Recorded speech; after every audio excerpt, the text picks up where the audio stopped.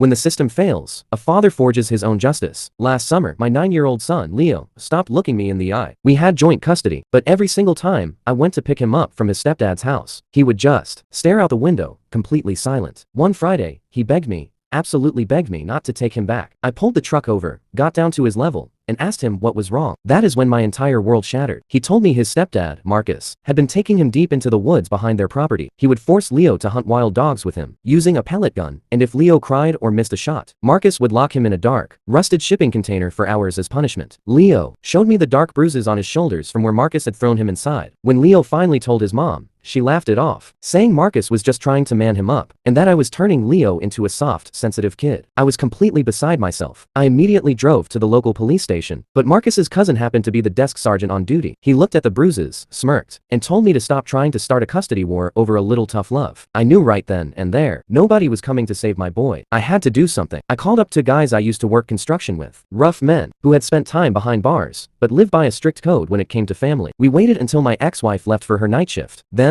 we paid Marcus a little visit. When we walked into that house, Marcus tried to act tough, but he saw the look in my eyes and instantly folded. My plan was just to scare him, to make him understand that if he ever touched my son again, there would be hell to pay. But then, we searched his phone. It wasn't just tough love. Marcus had been filming my son crying in that shipping container, posting the videos to an online underground forum, and taking bets from other sick people on how long a 9-year-old could last in the dark. Something inside me just snapped. The room turned completely red. I lost all control, grabbed a heavy iron fireplace poker, and went to work. I did not stop until my friends physically tackled me off of him. Marcus was completely unrecognizable. As I sat on the floor, breathing heavily, the reality of the situation hit me. I was going to prison. If I went to jail, custody would go right back to my ex-wife, and Leo would be entirely unprotected. I started to break down, crying right there on the hardwood floor. But then, one of my construction buddies, a guy named Miller, put his hand on my shoulder. He looked at the other guy and said, "Take him home. Clean him up. I will take the fall for this. I don't have a family anyway." To the rest of the town, and to the media, Miller became a violent home invader, and I became the quiet guy who looked the other way. The whole world thinks we are villains, but my boy sleeps safely at night, and that is all that matters.